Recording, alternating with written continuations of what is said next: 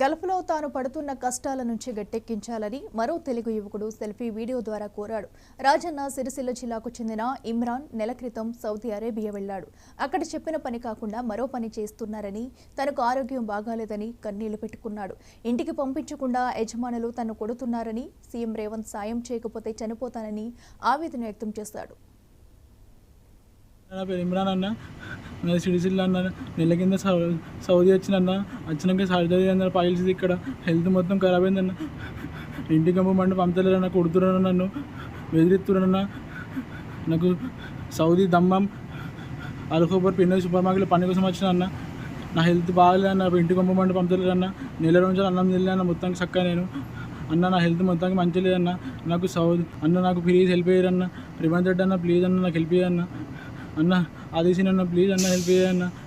అన్నకి ఏమైంది రెడ్డి అన్న ప్లీజ్ అన్న హెల్ప్ అయ్యన్న. నాతో అయితే లేదన్న ప్లీజ్ అన్న.